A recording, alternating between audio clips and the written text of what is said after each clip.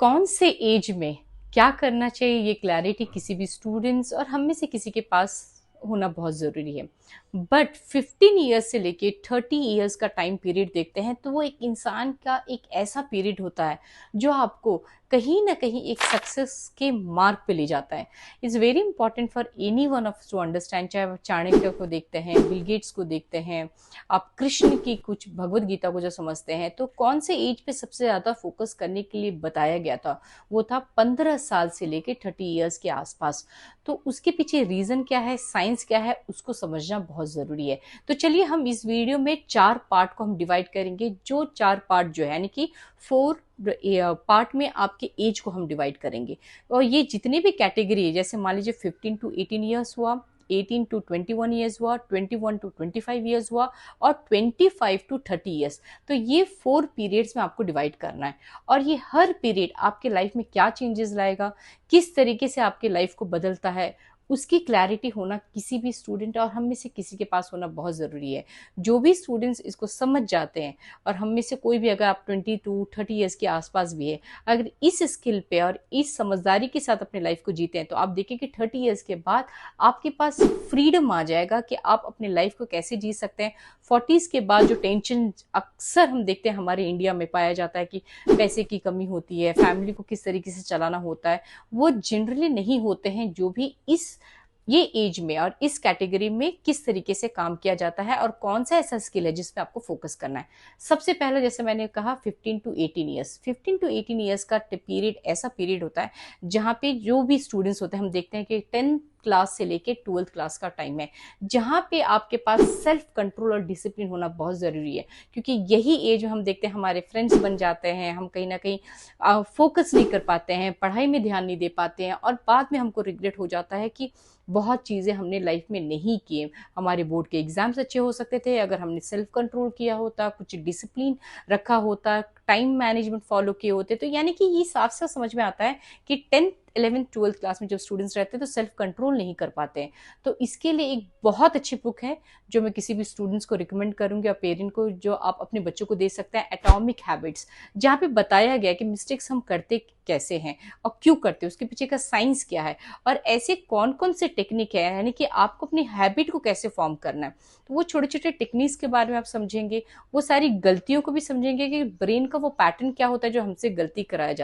कराता है। तो यानी कि सेल्फ कंट्रोल को आपको कैसे आपके लाइफ में डेवलप करना है, स्टूडेंट्स लाइफ में, और किस तरीके के डिसिप्लिन को आपको लाइफ में लाना है, इसके लिए ये बुक आपको बहुत अच्छी हेल्प करेगी। तो जब कोई भी स्टूडेंट्स 15 टू 18 ईयर्स तक में बहुत फोकस, बहुत डिटर्मिन्ड हो जाते हैं, यानी कि अब समझ पाते हैं कि लाइफ को कैसे करना है, उसके बाद नेक्स्ट आता है 18 टू 21 ईयर्स, जो टाइम रहता है आपके कम्युनिकेशन स्किल पे फोकस करना। देखिए बहुत बड़े बड़े यूट्यूबर भी अगर आप देखते हैं तो आप देखेंगे हमेशा वो बोलते हैं कि मैं हर साल एक नया स्किल सीखता हूँ। क्यों बोलते हैं? क्योंकि उनको पता है कि उनमें सबसे इंपॉर्टेंट स्किल है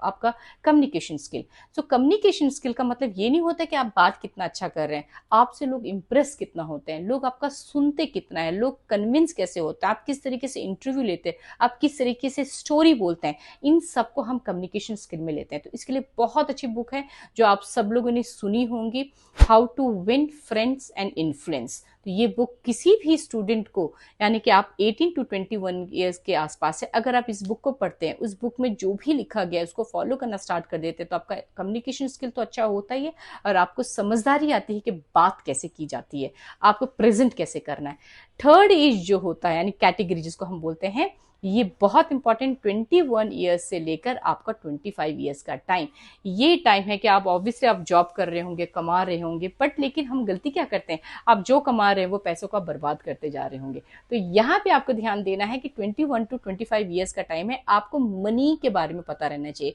कि मनी काम कैसे करता है, कैसे इन्वेस्ट किया जाता है, कैसे सेव किया जाता है, आप जितना कमा रहे हैं 60 टू 70% उसको सेव कर पा रहे हैं कि नहीं, कि आप रेस्टोरेंट में जा रहे हैं, दोस्तों के साथ जा रहे हैं और खर्च कर कर रहे हैं, तो यहाँ पे वो बेवकूफ़ी हो जाती है। इसके लिए तो obviously might be you have heard that book, the psychology of the money is the best book which will guide you how to save the money, how to make the money and how to double the money. तो जब आप इस चीज pattern को समझ जाते हैं, 25 years तक एटलीस्ट आप क्या करेंगे, कुछ ना कुछ पैसे सेव कर लिए होंगे, बना लिए होंगे। तब जाके आपका जो 26 to 30 ईयर्स का टाइम जब आता है, जहाँ पे रिस्क लेना है, यानी आपके कुछ सपने होंगे जो ऑब्वियसली किसी को तो पसंद नहीं है कि आप जिंदगी भर 60 ईयर्स तक आप रिटायरमेंट की फिलॉसफी के साथ जॉब करें और बाद में रिग्रेट होकर आपने अपने सपनों के पीछे कुछ काम ही नहीं किया। तो ये टाइम ऐसा होता है एग्जीक्यूट करना है। क्या करना है, आपको रिस्क लेना है आपके ड्रीम को, जिसको आपको बनाना था। मान लीजिए हो सकता है आपको एक हॉस्पिटल खोलना था, स्कूल खोलना था, अपने कोई स्टार्टअप स्टार्ट करना था। अब जो पैसा आपने सेव किया है उसको आपको एग्जीक्यूट करना है, रिस्क लेना है और स्टार्ट करना है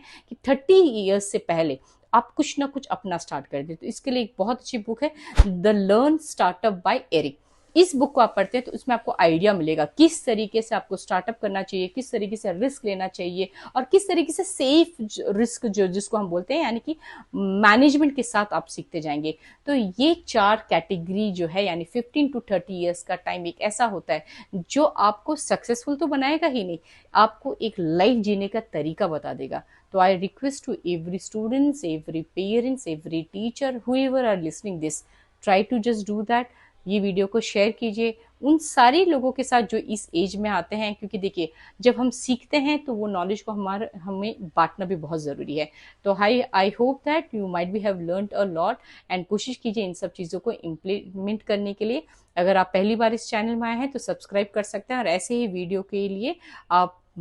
मेरे चैनल से जुड़े रहिए ताकि मैं टाइम टू टाइम आपको गाइड कर सकूं और मेंटर कर सकूं। Thank you so much.